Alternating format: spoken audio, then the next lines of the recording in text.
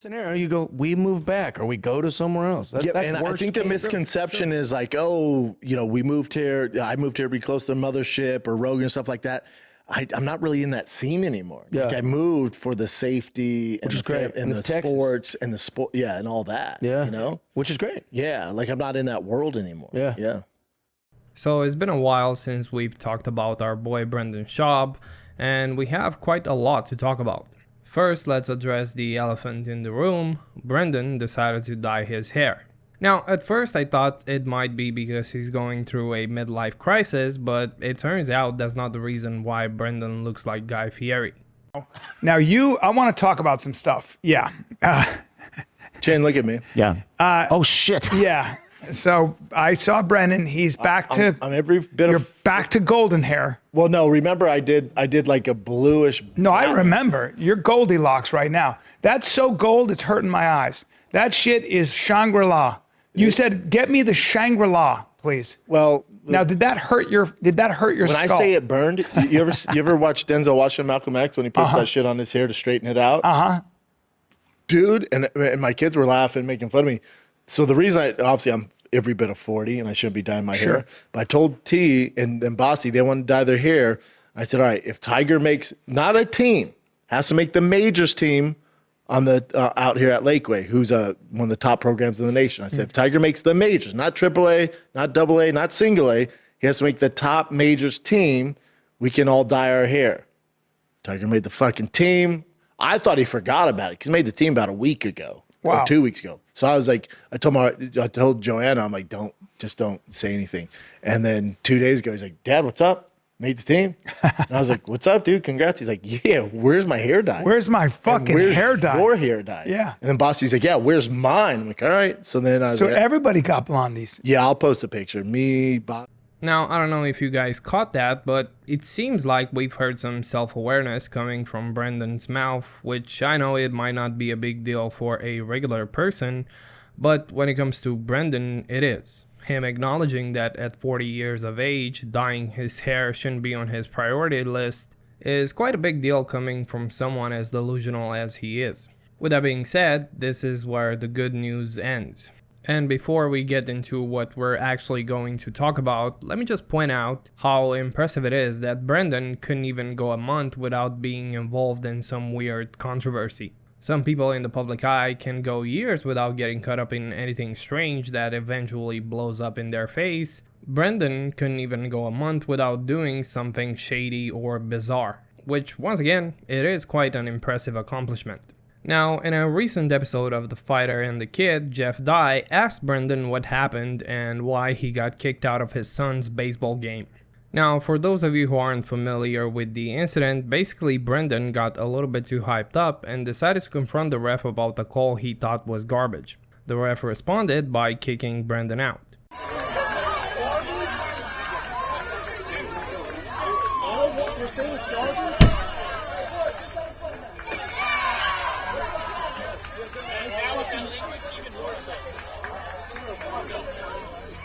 Now, Brendan has actually talked about this multiple times, but it's kind of interesting to see not only Brendan trying to defend himself, but also Jeff, who thinks Brendan did nothing wrong. You could tell right away by their level of play. Oh, man. I was like, holy. You got tossed from a game. It was on the internet. Got tossed from a game. But the game was over. I want to get some details on this because I defended you in the comments. Did you see it? No. You didn't see it? No, I don't. I went to definitely didn't read those comments. I didn't read those comments. I went to war with these nerds. Oh, who's commenting on this stuff? Oh, Jeff Dye, I got time, baby. And he knows baseball. I tell everybody, I'll argue with bots, bro. I don't give a shit. No one will tread Russian on bot? me. Yeah. So what happened was you get tossed. Now, I wanted to defend you from a friend position. You're my boy. But secondly, from just a baseball position. It's completely safe. It was not even close. A manager or a coach in Major League Baseball, college baseball, I would say any level of baseball. Some would argue there's different rules for Little League, but if your player gets done wrong by the umpire, whether it's a ball, because that's all baseball is: fair, foul, strike, ball, out, safe. That's all it is. So if any of those happen to your guy, you got to go defend your guy. Because you don't want the player to get ejected, or you don't want him to get mouthy, get suspended, or get fined. You got to go out and do it. So sometimes managers go, I got to get tossed for this. Yeah. They'll know before they even go out there. Really? Like, I got to go. You got to do it for the team. I got to get tossed. So I'll go make a meal of it. Sometimes they'll even side talk with the ump, like, you got to throw me, right? Like, they'll know. Is that right? Yeah. So there's all these unwritten rules. So anyways. Now, on paper, I would actually agree with this argument, especially when it comes to pro players who make a living out of this and have a career, so the stakes they have in the game are quite high. But we're not talking about that. We're talking about a kid's game, which, let's be 100% honest, is not the same. So for Brendan to get in the ref's face seems a little bit over the top. And you're also going to make your kid's life on the field a little bit harder because most likely the ref is going to treat him differently and a little bit more harshly because his dad is a douchebag who screams in the ref's face, which doesn't seem like a smart move overall. You came out, you didn't even do anything that egregious. I went, bud, come on, you know he's safe, man. Yeah. And he's like, you're out You of actually here. even walked, like, you kind of walked. You were a like lazy 10 way. feet from him. Yeah. Your But he was a arms smaller went guy, way- and apparently that's his thing. Like, even the other umps after the game were like, we're so sorry, man. Yeah. That guy has some issue with everybody. He was like, that doesn't even make sense. I was like, the He's a little guy? distance.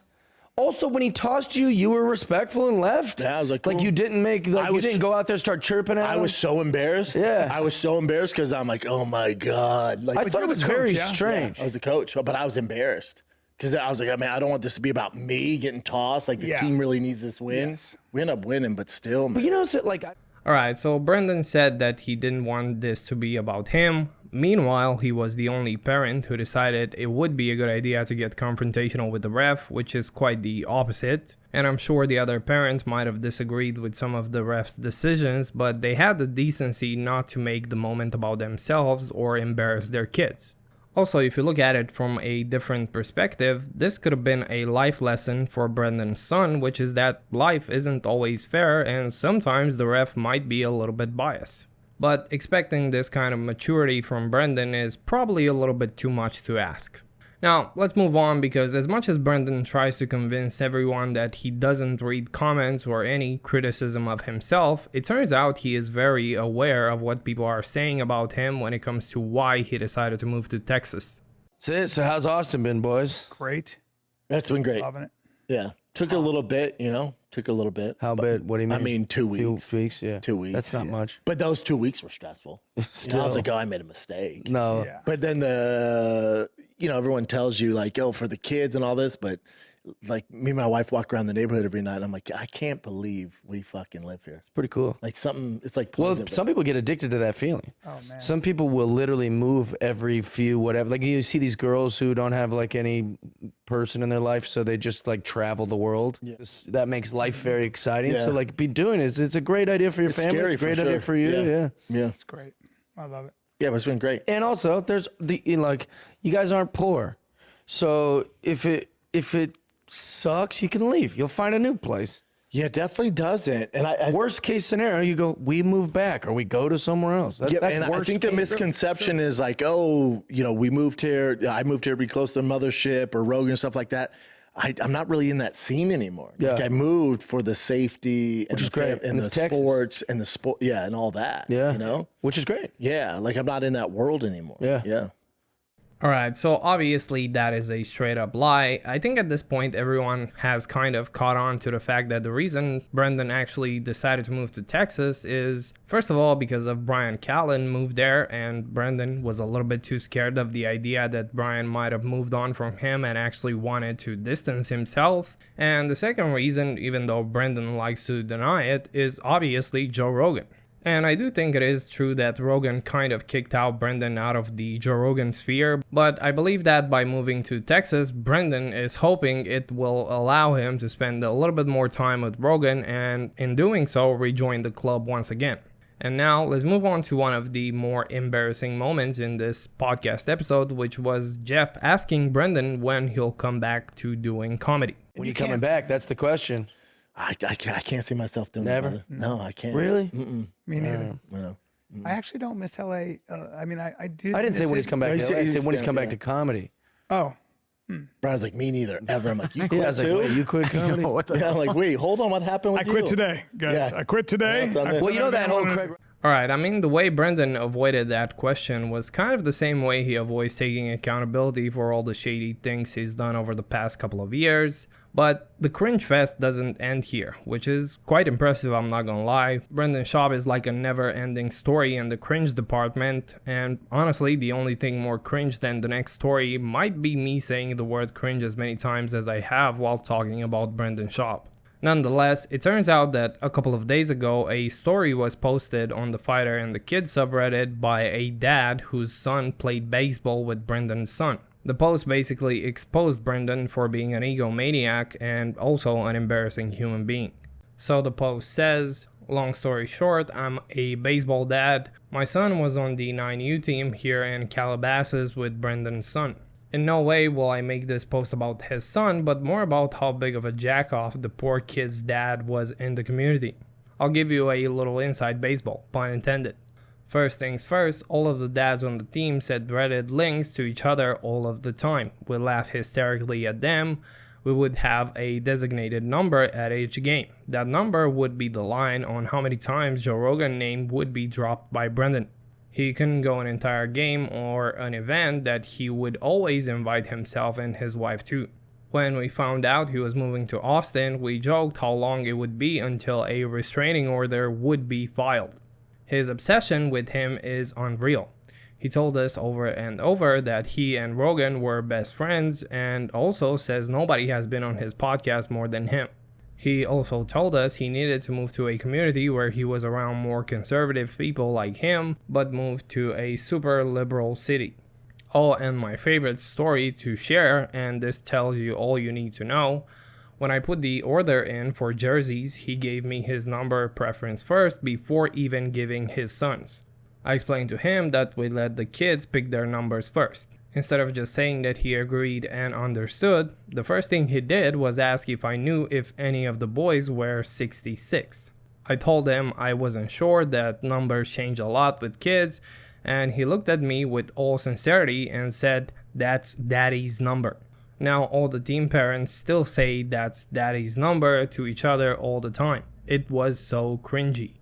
And lastly, don't let his words fool you about how busy he is with traveling ball. On multiple occasions, during practice, he would just sit in his truck on his phone. Then, come game time, he would be the first parent in the dugout. His wife in there with him taking photos. Anything for the gram, right? Anyways, just thought I'd share some funny moments from America's dad. I mean, fuck me, this guy unironically called himself daddy in front of a bunch of strangers. This is a new low even for Brendan Schaub. Also, him bragging about hanging out with Joe Rogan is just embarrassing overall. Like, is that really the only thing in your life worth bragging about? This obsession Schaub has with Rogan is the equivalent of a high school girl falling in love for the first time and becoming obsessed with her high school sweetheart. It's just embarrassing that a guy in his 40s still acts like this.